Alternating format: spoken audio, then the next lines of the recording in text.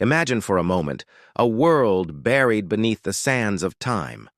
A world that exists not in fantasy, but in the heart of what we now call the Sahara Desert. This is the story of ancient Niger, a land not of endless dunes, but of vibrant life, a lush paradise lost to the relentless march of climate. Travel back with me to a time before 1000 BC. The Sahara, as we know it, didn't exist. In its place, Niger was a sprawling canvas of green grasslands, crisscrossed by flowing rivers and dotted with shimmering lakes. This was a land teeming with life, a haven for megafauna we now associate with the savannas far to the south. Herds of giant buffalo, elephants, and giraffes roamed freely across these verdant plains. And among them lived people, Stone Age hunters and herders, our distant ancestors who thrived in this bountiful environment. They were pioneers, masters of their world, living in harmony with a nature that provided everything they needed. Their days were filled with the rhythms of survival, the thrill of the hunt, the patient tending of cattle, and the gathering of wild grains under a generous sun. But how do we know this? How can we glimpse into this forgotten Eden? The answer is etched in stone. Deep within the rugged highlands of the Air Mountains, and across the Tenere Desert, these early inhabitants left behind a breathtaking legacy. Thousands upon thousands of rock engravings and paintings. This is not just art. It's a library of a lost world. These galleries of stone tell vivid stories. We see elegant giraffes, their long necks stretching towards unseen leaves, a poignant reminder of the savannas that have long since vanished. We see scenes of daily life, herders guiding their long-horned cattle, their figures animated with a sense of purpose and connection to their animals.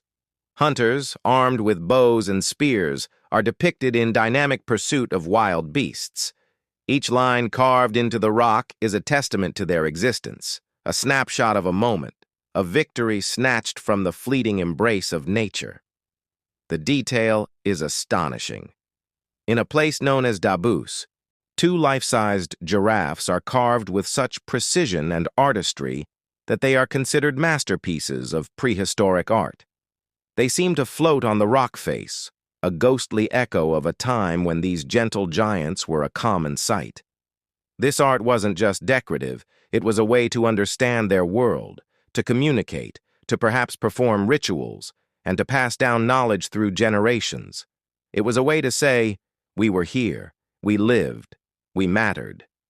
These early communities were complex. They weren't just scattered bands of nomads. Archaeological evidence suggests they formed settled communities, building homes and developing social structures. They crafted sophisticated tools from stone, bone, and wood. They created pottery, not just for practical use, but as a form of expression, adorned with intricate patterns. They were a people of culture and ingenuity, bound by kinship and the shared challenge of life. But this world was fragile. A silent, creeping change was underway. The climate, which had blessed this land with abundance, began to shift. The rains became less frequent, the rivers started to shrink, and the lush grasslands began to wither. The great thirst of the desert was beginning, a slow-motion catastrophe that would transform their paradise into a wasteland. Imagine the anxiety of the people who called this place home. Imagine watching the lake where you fished recede day by day. Imagine leading your precious cattle across vast distances in a desperate search for water and pasture, only to find dust.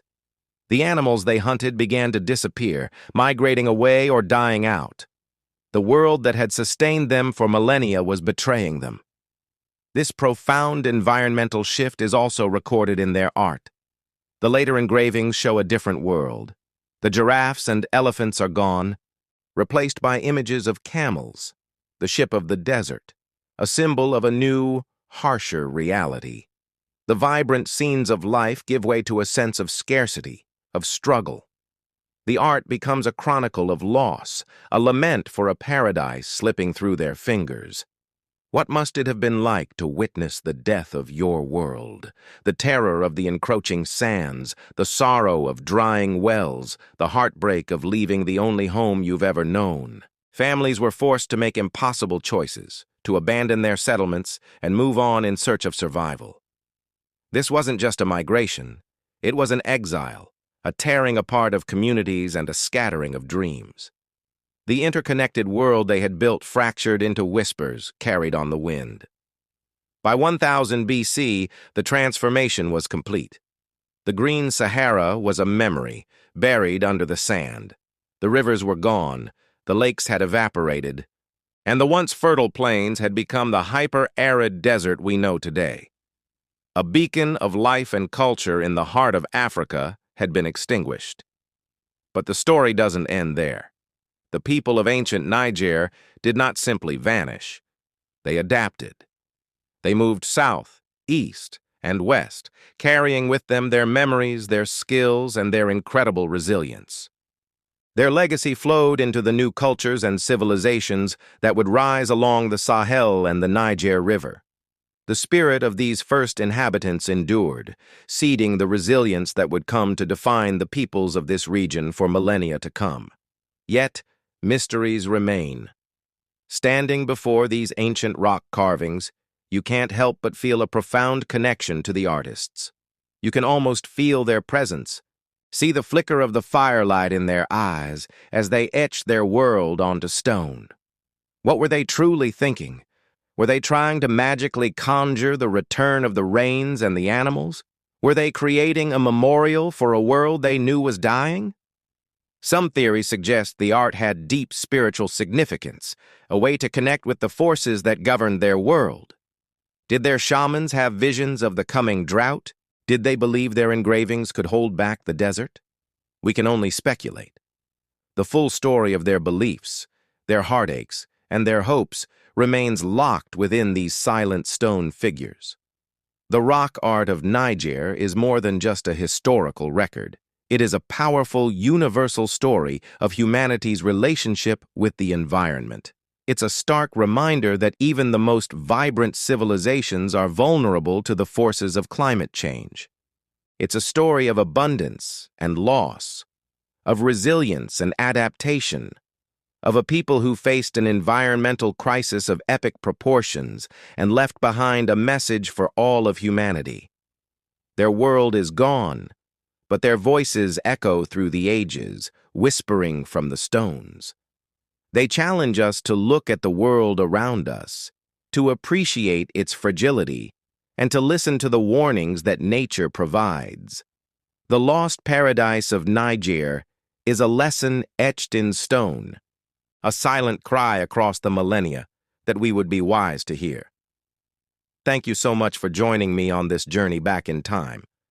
The stories buried in our world are endless, and it's a privilege to uncover them with you.